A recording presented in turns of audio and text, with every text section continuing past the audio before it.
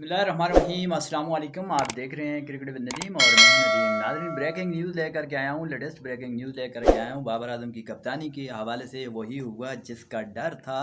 बिलाखिर बाबर आजम की ज़िद, अना परस्ती और उनकी दोस्ती यारियों वाली जो कप्तानी थी उसका अख्ताम पज़ीर हुआ और पाकिस्तान क्रिकेट बोर्ड ने, पाकिस्तान PCB ने उनसे उनकी कप्तानी तीनों फॉर्मेट्स की छीन ली गई है, जिसका काफ़ी दिनों से हमें आइडिया हो रहा था, लेकिन भाई पूरे वर्ल्ड कप में आप लोगों के साथ नहीं आया। लेकिन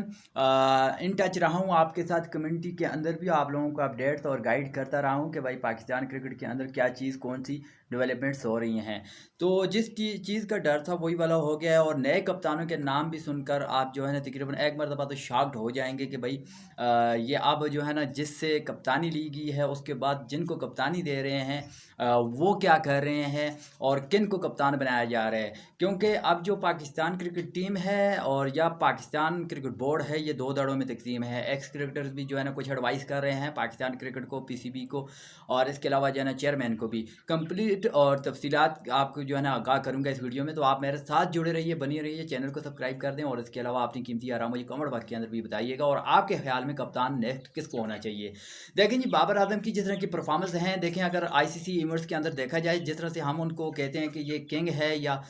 ये हमारा जो है ना बाबर आजम है, बड़ा टॉप का बल्लेबाज है, ODI का नंबर 1 बल्लेबाज है, T20 का नंबर 1 बल्लेबाज है, जिसकी अगर परफॉर्मेंस देखी जाए तो चाहे ODI वर्ल्ड कप हो या चाहे T20 वर्ल्ड कप हो, उसके अंदर उनकी विद द बेड परफॉर्मेंस नहीं है। जब से वो कप्तान बने हैं 3-4 साल जो है ना उनका दौर रहा है, तो उसके अंदर भी अगर आप बड़े टूर्नामेंट्स इवेंट्स की अगर बात करते हैं तो वहाँ पर टॉप स्कोरर नहीं रहे। अगर देखा जाए दूसरी तरफ से शुभमन गिल को देखें किस तरह से जो है ना रन स्कोर कर रहे हैं, रविचंद्रन रविंद्रा को देखें किस तरह से स्कोर कर रहे हैं, और इसी तरह से हम बाबर आजम का कंपैरिजन कर रहे होते हैं विराट कोहली के साथ, द ग्रेट विराट कोहली के साथ, जो एक मैच विनर खिलाड़ी है। तो अगर देखा जाए तो विराट कोहली इस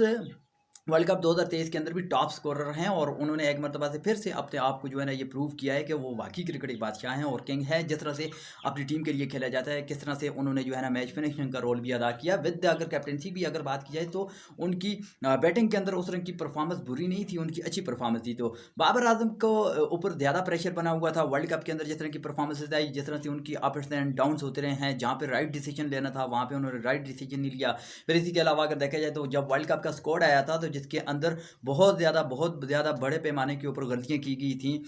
जो है टीम सिलेक्शन के अंदर जो है ना उन्होंने लड़ के शादाब खान को जो है ना शामिल करवाया, इमाद वसीम को शामिल करवाया, इसी तरह से वसीम जूनियर को शामिल करवाया, और इसी तरह से इमाम अल हक को देखा जाए, सुलेमान अली आगा को देखा जाए, साउथ शकील भी जो है ना उस तरह का ODI का प्लेयर नहीं है, लेकिन उसको भी जो है ना लड़ के उन्होंने शामिल करवाया। और इसी तरह से अगर आप बात करते हैं तो रिजवान को जो है ना उन्होंने शामिल करवाया। अगर जो सिर्फ 2 प्लेयर थे, बल्कि 3 प्लेयर थे जिनको सिलेक्ट करना चाहिए था, एक फ़हीम अशरफ था और इसके अलावा इमाद वसीम था और इसके अलावा सरफराज अहमद, जिनको अगर हम अब ODI वर्ल्ड कप की टीम के अंदर अगर शामिल कर देते तो कम से कम पाकिस्तान की टीम एक तगड़ी होती। क्योंकि ये जो प्लेयर्स हैं, एक तो स्पिन को बड़ा अच्छा खेलते हैं, फ़हीम अशरफ की बात की जाए तो वो भी बड़ा ज़बरदस्त खेलते हैं, इमाद वसीम आल्सो जो है ना वो पाकिस्तान की तीनों फार्मेट्स की जो है ना बेस्ट परफॉर्मेंस है। तो बहरहाल बाबर आजम की कप्तानी को शेक कर दिया गया है, तीनों फार्मेट्स की कप्तानी उनसे छीन ली गई है और ये रीज़न ये बताया कि वर्ल्ड कप के अंदर उनकी बैड परफॉर्मेंस थी, उनकी सिलेक्शन ठीक नहीं थी, खिलाड़ियों की परफॉर्मेंस ठीक नहीं थी, बैड कैप्टनसी थी और इस वजह से उन्होंने जो है ना कप्तानी उनसे ले ली गई है। तो अब नए कप्तानों के नाम सुनकर के आपके भी होश उड़ जाएंगे। एक धड़ा जो है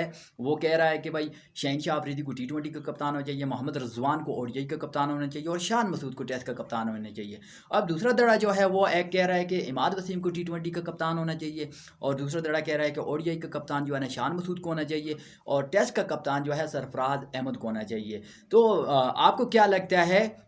कि भाई कौन सा कप्तान होना चाहिए? नीचे कमेंट्स बॉक्स में आप बताइएगा। और मैं आपको ये कंफर्म बता रहा हूँ कि इमाद वसीम को उनकी T20 की कप्तानी देंगे, क्योंकि दूसरी तरफ से एक दड़ा जो है ना शाहिद खान अफरीदी वाला जो टोला है वो शहनशाह अफरीदी को कप्तान बनाने में जो है ना सरगर्म है, लेकिन ये कभी नहीं होगा। और दूसरी जानब से अगर देखा जाए तो शान मसूद भी जो है ना ODI के हवाले से तो उनकी बेस्ट है, अगर उनको टेस्ट की कप्तानी भी दे देते हैं तो ये उनके लिए दोनों फार्मेट्स अच्छे हैं। अगर शहनशाह अफरीदी या रिजवान को अगर कप्तान बनाते हैं तो फिर पाकिस्तान की टीम के अंदर कोई भी चेंजिंग नहीं आएंगी, वही वाली पुरानी खिलाड़ी खेलेंगे, वही वाला ग्रुप खेलेगा। तो बहरहाल पीसीबी का जो है उन्होंने ऑलरेडी जो है ना सरफराज अहमद से पहले भी जो है ना मुलाकात कर ली, उनको टेस्ट की कप्तानी देंगे,